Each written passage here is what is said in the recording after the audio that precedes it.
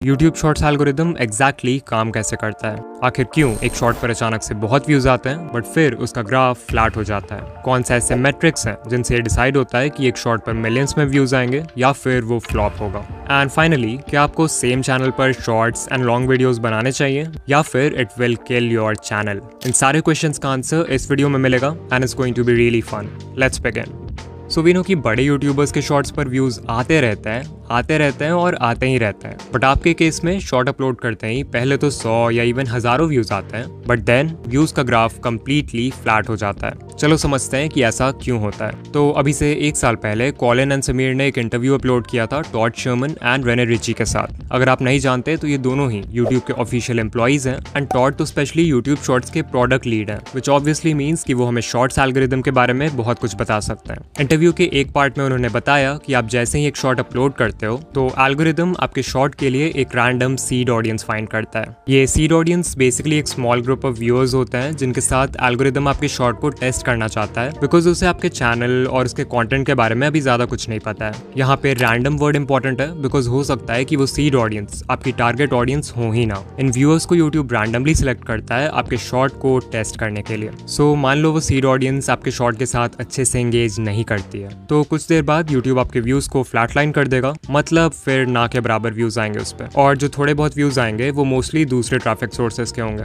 वही मान लो अगर बाय चांस वो सीड ऑडियंस आपकी एक्चुअल टारगेट ऑडियंस निकलती है एंड ऑल्सो आपका कंटेंट भी बहुत अच्छा है, तो नेचुरली वो व्यूअर्स आपके शॉर्ट के साथ अच्छे से एंगेज करेंगे। इससे फिर एल्गोरिदम को एक पॉजिटिव सिग्नल जाएगा एंड वो और व्यूअर्स को फाइंड करेगा जो कि सीड ऑडियंस से मैच करती है। अगर इन नए ग्रुप ऑफ व्यूअर्स ने भी आपके शॉर्ट के साथ पॉजिटिवली रिएक्ट किया तो फिर वो शॉर्ट और पुश होगा and basically this will keep on repeating. So अब आपको समझ आ रहा होगा कि शॉर्ट्स का एल्गोरिदम एग्जैक्टली काम कैसे करता है। ऑलमोस्ट हर शॉर्ट क्रिएटर का यही क्वेश्चन रहता है कि अगर हमारा शॉर्ट पहले अच्छा परफॉर्म कर रहा था तो फिर यूट्यूब ने उसके व्यूज एकदम से रोक क्यों दिए। यू हैव टू अंडरस्टैंड कि लॉन्ग वीडियोस और शॉर्ट वीडियोस के एल्गोरिदम्स ना ही सेम है और ना ही हो सकते हैं। In case of long form videos, एक व्यू का मतलब होता है कि व्यूअर ने इंटेंशनली चूज किया था कि उन्हें वो वीडियो देखना है। हाउएवर शॉर्ट्स के केस में ऐसा नहीं होता, क्योंकि यहाँ पर हमारे पास होता है शॉर्ट्स फीड, जहाँ पे थंबनेल का कॉन्सेप्ट नहीं हो सकता। इसका मतलब अगर एल्गोरिदम को जानना है कि आपकी वीडियो अच्छी है या नहीं तो उसके पास सिर्फ एक ही रास्ता है, और वो है एक initial group of random viewers को आपकी वीडियो दिखाना, जिसे हम सीड ऑडियंस बोलते हैं। सो अगर ये एल्गोरिदम का कॉन्सेप्ट थोड़ा भी क्लियर है, देन नेक्स्ट क्वेश्चन जो आपके मन में आएगा वो ये होगा कि कौन से इंपॉर्टेंट मेट्रिक्स हैं जिससे यूट्यूब डिसाइड करता है कि आपके शॉर्ट ने अच्छा परफॉर्म किया है और अब उससे सीड ऑडियंस के अलावा भी और लोगों को दिखाना है। लाइक लॉन्ग वीडियोस के केस में CTR होता है, AVD होता है, तो शॉर्ट्स के केस में हमें किन चीजों पर फोकस करना है? जो पहला मेट्रिक है उसे कहते हैं how many chose to view. Just like long videos में हमारे पास CTR होता है, शॉर्ट्स फीड में हमारे पास है how many chose to view metric, also known as viewed versus swiped away.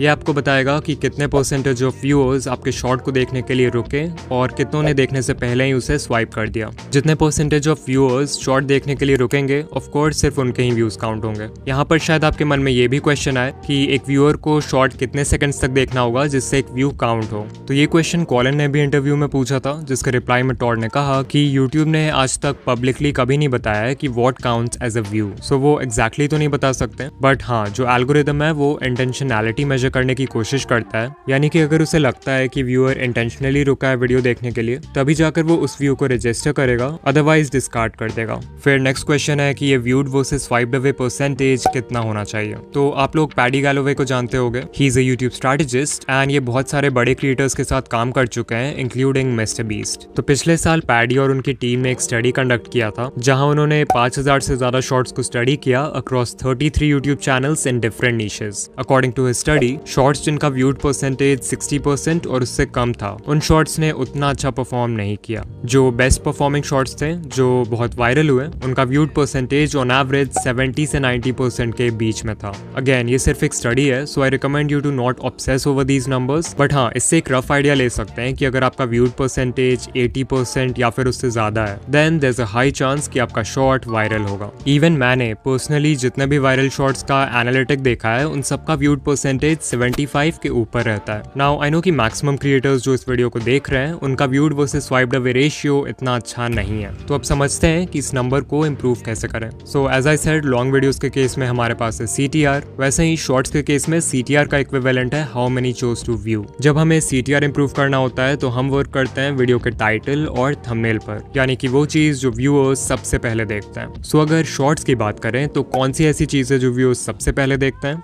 You're right, उसके पहले 3 सेकंड्स। सो ये कहना गलत नहीं होगा कि आपके शॉर्ट के स्टार्ट के कुछ सेकंड्स यानी कि उसका हुक वही रोल प्ले करता है जो लॉन्ग वीडियोस के केस में टाइटल एंड थंबनेल का है। अब लॉन्ग वीडियो में तो हमारे पास 30 सेकंड्स होते हैं व्यूअर को हुक करने के लिए, शॉर्ट्स में हमारे पास है सिर्फ 3 seconds and this is why इन दोनों फॉर्मेट्स में हुक क्रिएट करना is very different. But even though long form and shorts need different types of hooks, दोनों का फाउंडेशन सेम है एंड दैट इज कि आपको व्यूअर्स के माइंड में क्यूरियोसिटी स्पार्क करना है इन सम फॉर्म। ये क्यूरियोसिटी आप बहुत चीजों से क्रिएट कर सकते हो। For example, depending on the type of video you are creating, आप अपने हुक में कुछ लाइंस बोल सकते हो जिससे कोई भी व्यूअर जो माइंडलेसली स्क्रॉल किए जा रहा है वो इमीडिएटली रुक जाएगा। जैसे कि आप शॉर्ट के स्टार्ट में बोल सकते हो एक्स स्टॉप स्क्रॉलिंग। ये एक बहुत ही पॉपुलर हुक है जहां पर x is your target audience. Like मेरे चैनल की टारगेट ऑडियंस है यूट्यूबर्स, सो अगर मैं किसी भी टॉपिक पर शॉर्ट बना रहा हूँ तो उसके स्टार्ट में I can say YouTubers stop scrolling and ये एक बहुत ही अच्छे हुक का काम करेगा। फिर एक और लाइन है, आई एम श्योर आप ABC के बारे में नहीं जानते।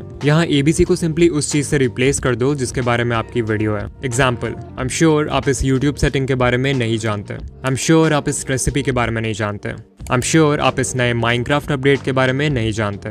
बट जरूरी नहीं कि आप लोगों को कुछ बोल कर ही हुक करो, बिकॉज जितना पावरफुल एक लाइन होता है व्यूअर्स का अटेंशन ग्रैब करने के लिए, उतना ही पावरफुल होता है एक इंट्रीगिंग विजुअल। इस पेंटिंग शॉट को देखो, इसमें आर्टिस्ट ने कैनवस के ऊपर बहुत ही अनयूजुअल वे में कलर्स को पोर किया है। बट शॉट में कुछ सेकंड्स और आगे जाओगे तो यू विल सी कि आर्टिस्ट ने पूरा कैनवस ब्लैक पेंट कर दिया। अब अगर आर्टिस्ट चाहता तो नॉर्मली भी कैनवस को पूरा ब्लैक पेंट कर सकता था, बट शॉट के फर्स्ट फ्रेम में कलर्स को ऐसे स्पेशल वे में रखने से व्यूअर्स के माइंड में क्यूरियोसिटी क्रिएट होती है कि ये पेंटिंग क्या है, आगे क्या बनने वाला है एंड सो ऑन, जिससे वो हुक हो जाता है। फिर कल ही शॉर्ट स्क्रॉल करते वक्त I came across this food channel. इसकी जो क्रिएटर है वो अपने ऑलमोस्ट हर शॉट को स्टार्ट करती हैं by tossing ingredients in the air and catching it. अब आई डोंट नो कि वो ये इंटेंशनली करती हैं या नहीं, but this is a great way to create a visual hook. लेकिन अगर आप सच में अपने शॉर्ट्स वायरल करना चाहते हो तो सिर्फ हुक क्रिएट करना is not enough. You also need a good audience retention. जब हम लॉन्ग वीडियोस बनाते हैं तो यूट्यूब का फोकस होता है वॉच टाइम पर, बिकॉज एल्गोरिदम चाहता है कि आपका कंटेंट ज़्यादा से ज़्यादा टाइम के लिए व्यूअर को प्लेटफॉर्म पर बनाए रखे। दैट्स वाई अगर कोई वीडियो मान लो 1 घंटे की है और एक एवरेज व्यूअर उसे सिर्फ 15 मिनट्स के लिए देख रहा है, तो भले ही उसका रिटेंशन बुरा है, एल्गोरिदम उस वीडियो को बहुत प्रमोट करेगा बिकॉज वो व्यूअर्स को 15 मिनट्स के लिए यूट्यूब पर बनाए रखता है। लेकिन शॉर्ट्स के केस में इट्स डिफरेंट। यहाँ पर यूट्यूब को AVD से उतना मतलब नहीं है। Instead, the algorithm looks at audience retention. यहाँ पर अगर audience retention 25% है तो काम नहीं चलने वाला। जो बेस्ट परफॉर्मिंग शॉर्ट्स होते हैं उनका रिटेंशन 90-100% के बिल्कुल क्लोज होता है, या फिर उससे भी ज्यादा होता है अगर व्यूअर्स शॉर्ट को दोबारा देखते हैं। लेकिन ऐसा भी नहीं है कि शॉर्ट्स एल्गोरिदम को AVD से बिल्कुल ही फर्क नहीं पड़ता। पैडी गैलोवे की स्टडी के अकॉर्डिंग जिन शॉर्ट्स का AVD ज्यादा था उन्होंने ज्यादा अच्छा परफॉर्म किया as compared to others with lower AVD। तो इस बात को याद रखना अगर आप सोच रहे हो कि 5 सेकंड्स के शॉर्ट्स बनाकर 100% रिटेंशन ले आओगे और वायरल हो जाओगे। आई एम श्योर इतना सब कुछ सुनने के बाद आप कंफ्यूज हो गए हो कि शॉर्ट्स के लिए बेस्ट लेंथ क्या है। क्या हमें 10 से 15 सेकंड्स के छोटे शॉर्ट्स बनाने चाहिए जिस पर आराम से अच्छा रिटेंशन आ जाए, या फिर पैडी के स्टडी के अकॉर्डिंग लंबे शॉर्ट्स बनाने चाहिए? तो इसका आंसर मैं भी वही दूंगा जो यूट्यूब के एम्प्लॉयज ने दिया, एंड दैट इज कि आप उस लेंथ का शॉर्ट बनाओ जो आपकी स्टोरी से अलाइन करे। कुछ नीशेज ऐसे होंगे जहां पर क्विक इंस्टेंटली रिवॉर्डिंग शॉर्ट्स काम करते हैं, वहीं बाकी नीशेज में आप स्टोरी टेलिंग का यूज करके एक नैरेटिव आर्क बिल्ड कर सकते हो जहां बिगनिंग, मिडिल, एंड हो और ज्यादा लंबे शॉर्ट्स बना सकते हो। सो या यूट्यूब शॉर्ट्स के लिए बेस्ट लेंथ वो है in which you can perfectly deliver your content. And so if you want to upload shorts and long videos on the same channel, then आप यहाँ से कुछ लेसन्स ले सकते हो। नंबर 1, आपके शॉर्ट्स और लॉन्ग वीडियोस दोनों का कंटेंट सेम होना चाहिए। नंबर 2, लॉन्ग वीडियोस और शॉर्ट्स दोनों की वाइब सेम होनी चाहिए। दिस मीन्स आपके वॉइस ओवर का तरीका, एडिटिंग स्टाइल, लाइटिंग, कलर और जो ओवरऑल फील है वो सेम होना चाहिए। एंड नंबर 3, जो कि सभी के लिए पॉसिबल नहीं है बट अगर कर पाए तो बहुत अच्छा है, लॉन्ग वीडियोस की लेंथ छोटी रखो ताकि शॉर्ट्स व्यूअर्स के उन पे क्लिक करने के चांसेस इंक्रीज हो जाएं।